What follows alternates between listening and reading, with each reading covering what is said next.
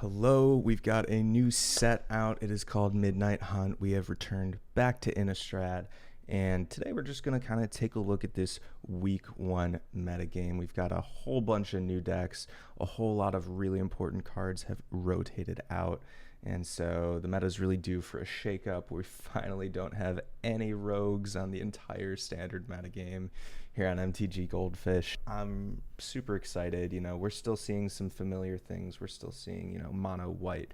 We're still seeing blue red dragons. We're still seeing mono green aggro, which got popular with the last set, the Dungeons and Dragons set. I just want to take a look at some of these decks, see what's looking strong the first week, and kind of take a look. So the first event here was looks like a Jeff Hoagland standard open. We're seeing a lot of green in here. Looks like Selesnya Ramp won first place. Most popular deck in the meta was red-green werewolves and blue-red dragons. A lot of people are going to be playing this dragons deck because it's the easiest deck to convert out of the old cards.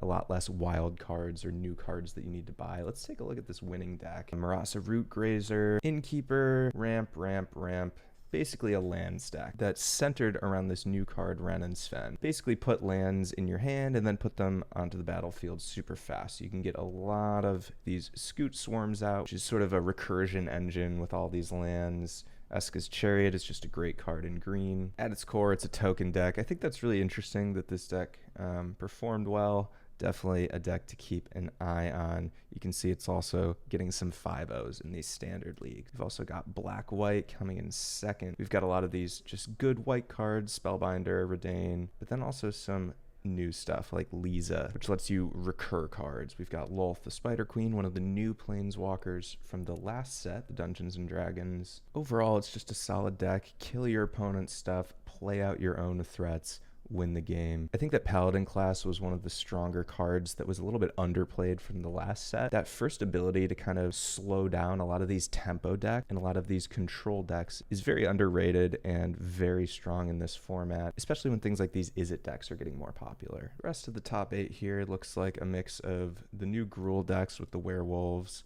some tempo, and then a whole lot of mid-range, right? This sacrifice deck is mid-rangey as well. Mid-range tends to perform well week one. There's not a lot of tuning. There's not a lot of metagaming. You just want to play good cards and kill your opponent's good cards. Let's take a look at the two most popular decks, werewolves and dragons. So we've got sort of pieces of this mono green shell from the last set with the sentinels, with the werewolf pack leaders, but then we're also adding just good cards, Goldspan dragons, Magdas, which lets you get early kind of ramp into your bigger and better creatures. One of the new cards that we're implementing with Midnight Hunt, Arlen the Pack's Hope, Arlen the Moon's Fury. We're getting into this Daybound, Nightbound decks. Now, both her +1 and -3 in the day form are very strong. You can start to swarm up your board using both of them. And that +1 ability lets you turn some of these other weaker cards that are only really good in the beginning of the game into stronger threats toward the mid game. So again, it's just a strong mid-range deck that gets better the longer the game goes on, while still having a little bit of interaction with these Shatter Skull Smashings. But basically, between the chariots, the planeswalkers, and all these creatures, you're creating a really strong board that's difficult for your opponents to deal with without spells like Cinderclasm. And if we check this Izzet deck, you'll notice because of these token decks like the Selesnya Ramp deck we looked at earlier, a lot of decks are starting to main board these cards like Cinderclasm and Draconic Intervention to wipe away all these tokens and creatures. A couple of the core cards of these red-green werewolf decks are Kessig Naturalist, which lets you ramp, and then on the night side is going to boost the rest of your werewolves. Tovolar, which is going to let you draw a whole bunch of cards on both sides of the card with all these werewolves. This is really your payout, your draw, your engine card to keep the deck moving, even if your opponent starts to kill off your creatures one by one. Now let's get a little bit more into this Izzet deck. This is what I've been playing personally because I'm still working on my wild cards. I think it's going to get even more popular over the next, week or two because it's still mid-range, right? We're playing Goldspan dragons to win. However, it does have a little bit of control that plays nicely against these creature-based mid-range decks that are currently dominating. Our win conditions are Goldspan dragons and Imriths, And the rest of our deck is just kill everything that our opponent puts on the board. Cinderclasm for tokens, Draconic Intervention to kill off the entire board except for your dragons. We've got draw, we've got counter, we've got flexibility. Reject early in the game is effectively a strictly better counter spell. And then later in the game, we can discard it to Unexpected Windfall when it's no longer as powerful. The deck has a lot of draw. It's got a lot of reaction. You can play it like a control deck. You can play it like a mid-range deck. I think that flexibility is really strong in this open early meta. In the sideboard, you're playing these burning hands. I'm basically almost thinking of main boarding these at this point because I'm playing so many green decks. A few cards to make your control matchup stronger. Moonrager Slash turns into Lightning Bolt against day-night werewolf decks, and Smashing Success is basically 2 mana destroy Essica's Chariot, assuming that we have a Goldspan Dragon out so that treasure token is worth 2. Now, stepping back a bit, we've already taken a look at some of these red-green mid-range, red-green werewolves, the Izzet Dragons deck. Let's take a look at the new version of mono-green aggro. Playing a lot of the old cards with the additions of this Briar Bridge Tracker, which is effectively a 4/3 in the format, just a strong mid-range card. And Primal Adversary, which is a little bit scary because it can turn your lands into additional creatures. Again, we're just building out these fast boards. It's the same thing we've been talking about, but a little bit cheaper on the lands. You don't need all the new rare wild cards to make your new red-green dual lands. Next on the list is Boros Aggro. This deck is playing a lot of new cards. We've got Intrepid Adversary. This is similar to this Primal Adversary card, part of that set. Starts out a little bit weak on turn 2, but once you hit turn 4, turn 6, it starts to evolve the threat as the game goes longer. A little bit of a one-of for some early ramp here. Looks like someone's just testing out the card. Brutal Cathar is one of the better cards in this sort of deck. It's basically banishing light on a 2/2 body, so it's strictly better banishing light. You're going to be able to transform it. You're going to be able to get that effect. Moonveil Regent, this is basically your late game in an aggro deck. It's going to let you draw more cards, and it's a 4/4 flyer. Sacred Fire is like a worse Lightning Helix, but you get to cast it twice. Portable Hole, let's get rid of their early drops so that we can attack. Showdown of the Skull. We were seeing this a little bit a couple of formats ago. It just gives you some additional card advantage within the colors. And again, we're seeing Paladin class, which I think is going to be seeing a lot more play because it's just such a powerful card for these types of decks. Mono white aggro, again, we were talking about how mono green is basically that red-green deck, but without the wild cards. We're getting a similar sort of thing with that red-white shell into the mono-white, just some easier on the lands. We're keeping all the good cards from that previous deck, the Brutal Cathar, the Paladin class, the Portable Holes, but we're adding a few more things like Legion Angel. This is their way of getting card advantage. Playing a little bit more of these tempo-y mono-white cards. It's almost a little bit more tempo than aggro.